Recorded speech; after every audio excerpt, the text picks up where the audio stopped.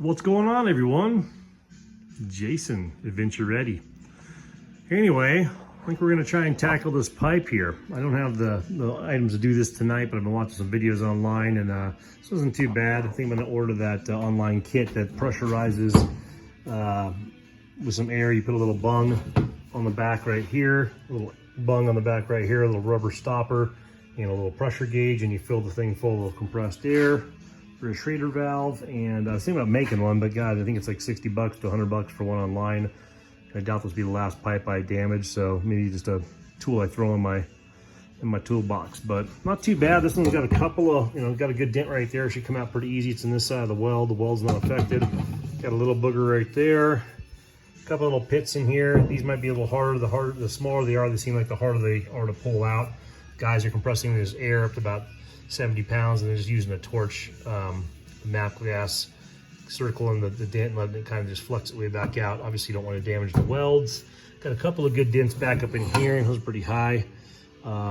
Anyway, this is for my 07 YZ 250 two-stroke. Patina's not horrible on this thing. Obviously, it doesn't look as good as this gnarly FMF pipe looked at one time. So we're going to go ahead and do the full pipe.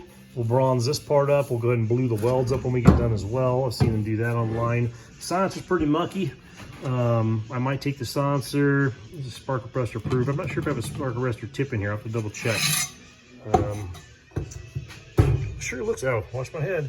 Sure looks like it. So I'll take that apart before I get into that, but I'm gonna go ahead and polish this out too and try and get back to brand new. Polish the cone out so we get the best breathability. Obviously put brand new packing in there.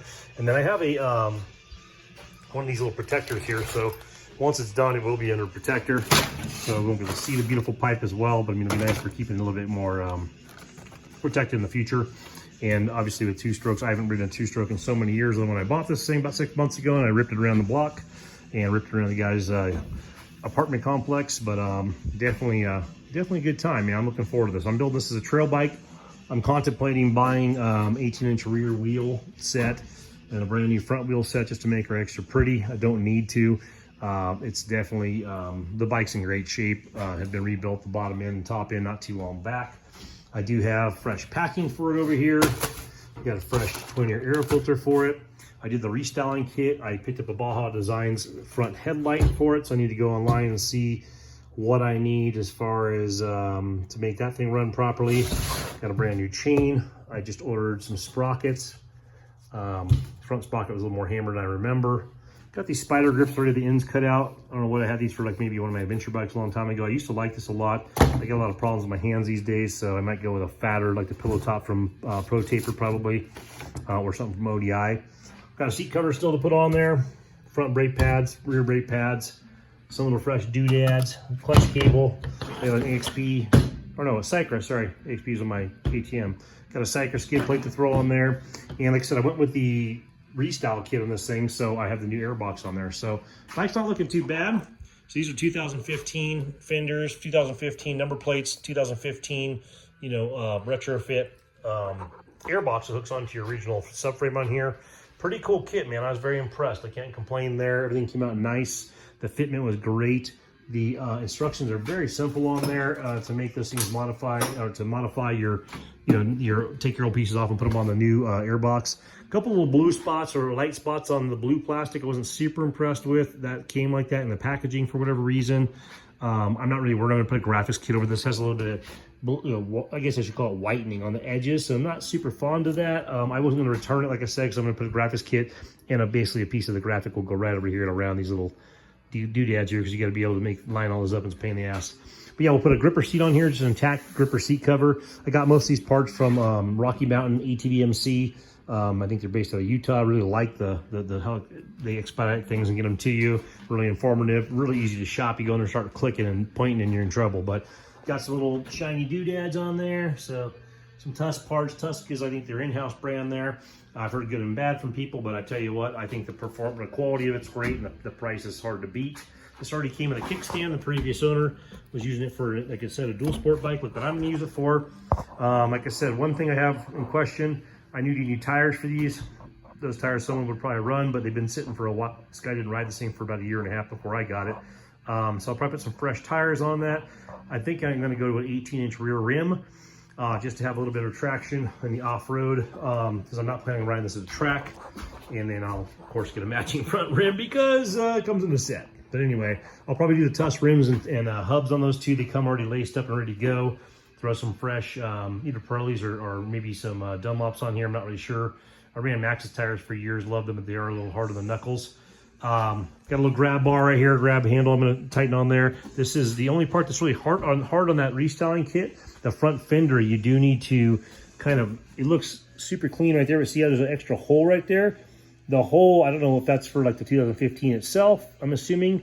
And then you have to basically follow these little pucker marks they have in there and drill it separately to match up with the older bikes. This is an 07, like I said, with 2015 plastic. So looking pretty good. I really like the look of it. Got the Cycra style front disc cover. I like to cover those discs. You don't want to get them all jammed up when you're out there riding trails. I'd probably go to an actual, maybe Enduro Off-Road, one of the Enduro Engineering, I think is the name of the company, or maybe even Tusk or Nice CNC for like a billet one on the front in the future. Right now, I'm going to go with that style. I like the look of it. Like I said, we got number plates on here, but I am going to go with the Baja Designs Squadron light up there. Phenomenal kit. And I've seen some stuff online. It's pretty basic to get this thing set up to be able to run that light. Like I said, I marked all down what I got to buy. I just can't remember off the top of my head what's all involved in that. Some of this is Tusk, some is Nice CNC. If you're not familiar with Nice CNC, little brand. I think they're out of Taiwan or something like that. I'm not really sure exactly, but I know I've ordered a bunch of their stuff for my KTM 690. And when I pick up my new Yamaha Tenere, I'll be ordering parts from them too, because I love the 606.1 aluminum stuff they have, and it comes out really nice as far as the quality. Got some little side covers for the lower parts of the engine there to keep them protected. This guy already had some radiator braces on there, some reinforcements, which is obviously really good. I have brand new Cycra handguard pieces coming. I'm just going to polish out the metal pieces here and put the new bumpers on the end. I have brand new bars because these are a low bend bar and I really want them to be high. So I have some brand new high bend bars coming for this, a CR high bend. I haven't got this all positioned. I can't remember if you want to have it that far back. It seems like it's a lot, maybe a little bit different. I recall it's 1996 is the last two-stroke I owned, and I think the last time I rode a two-stroke was 2008. So it's going to be a pretty. I mean, I tell you what, I rode this to the guy's apartment complex when I picked it up, and the shit-eating grin from ear to ear was just phenomenal. I couldn't. It's like it was a flashback, and I'm getting up there in age, so I mean, I probably got another 5 to 10 years of riding, and I really want to start just enjoying it again like I used to. I've never been this long without a bike or off a bike, and I took about a year off with some health issues. And like I said, I just sold my KTM 690, picked this thing up. It's going to be a fun trail bike, and I'm going to be picking up a Yamaha Tenere to do some of the stuff I want to go out and do in the mountains and in the trails. So I don't know whose foot pegs these are. He had them with the bike. He handed them to me. They look like some just cheapy knockoff ones. Some Tusk stuff back here, some nice CNC stuff back here as far as the brake lines. These were all corroded and nasty. The bolts were all gross. So I had to replace them anyway, so I went with something shiny I didn't need. Back in the day, none of my two-strokes had a bunch of shiny parts on there. I'll probably get some grip tape on here. Once I get this thing up and running and enjoy it for a while, I'll probably send the suspension out to my buddy. He runs MX Trend Suspensions out in Washington. One of the most badass mechanics I've ever met in my entire life, and suspension techs. So when I do that, I'll probably go ahead and do some Eagle One on this frame and make this thing pretty. But right now, I'm not in a hurry, but I'm trying to get down to let's go ride this sucker. Tusk rear brake lever. Greased up the clevis, got all this thing all ready on here. Like I say, a little topper on this thing. I'll probably put a little cover on here. I hate to hit this thing when you're out riding. And I haven't figured out what I'm gonna do for the rear disc guard. I'll probably do some sort of a, once again, Enduro Engineering cover on there. Had some old stuff laying around. Had a pair of ASV levers, which is nice. I got some unbreakable levers on there. Some new grips in here. I'll probably put a different throttle tube on this bad boy. And like I said, I have new bars coming. ASV rotator clamps. ASV, these are the F3 stuff. I have, those are the like mid-grade for them. And then they have the C, I think it's the C5 they called. I used to work with them 1,000 years ago. It's been a while. But anyway, I like their parts. Bob makes a good part out there. They have a nice smooth grip to them. So nice smooth transition here, I guess, on your fingers so you don't get all beat up. But yeah, it's coming along pretty good. Like I said, we're going to try and take this exhaust, pop that back out, those dents. We're going to go ahead and get this thing all nice and cleaned up with some polishing wheel stuff I've been watching online, bolt that in the silencer. We'll make sure that the spark arrester's in there because I do a lot of desert and forest riding stuff and I don't want to light the place up. We have a nice protection piece for when it goes back together, so it'll be covering half of that. The bike's gonna be a little bit gaudy. It's just blue, blue, blue, blue, and blue, and then some black, so and a little bit of white. But I'm liking it, man. It's a fun bike, man. This aluminum frame, 2-stroke 250. Like I said, I haven't ridden in a track, haven't even ridden on trails. I rode around the guy's apartment complex, rode around my area. I live in a rural area, but I just rode around the block. I didn't go and start tearing up trails. But anyway, this thing should be back together. I'm thinking about 2 more weeks. I'll have all the parts in for this thing, and we'll do some trail riding out here. And I just got to talk myself into not doing any sort of like works or GNCC type, local, novice, old man class racing, and now I should be fine. But yeah, so like I said, just a little update here. Channel's coming back around. We're start putting some moto content up on the Adventure Ready Moto, and then on the Adventure Ready channel, my main channel, we're going to be sharing random stuff. I'm not going to have the theme anymore. It's going to be just from our house stuff to our property stuff to motorcycle stuff to mountain bike, just whatever the hell I feel like putting up there. If you guys want to carry along and catch along for a ride, great. If not, no big deal. Totally understand. There's all kinds of cool channels out there that are really informative and amazing. Mine be more or less like, hey, this is what we're doing, and hey, you guys want to go ride? So pretty basic. Anyway, 2007 YZ 250 2-stroke with the 2015 Restyle kit coming together pretty nice, and we'll keep you guys posted. Like I said, Yamaha Tenere 700. We're going to go buy a brand new one of those in the next couple weeks here.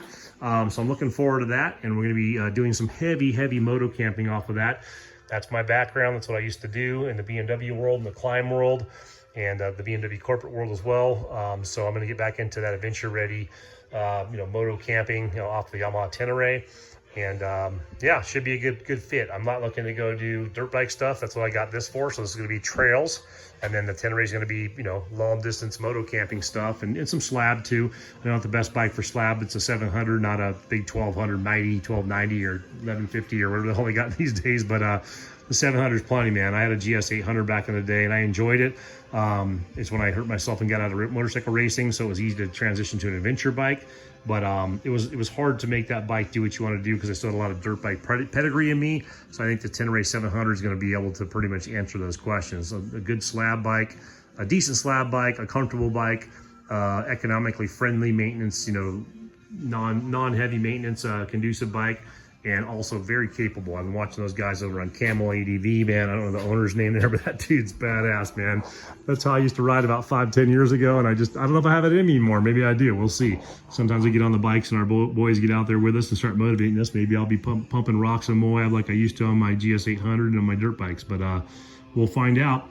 Anyway, guys, stay tuned. If you're interested, check on in. And like I said, if I start riding and doing some trips, I'll definitely reach out to some people that are like-minded, want to go on those trips together. Moto camping's kind of my thing. Camping and motorcycles together, hard to beat. Take care, stay safe out there.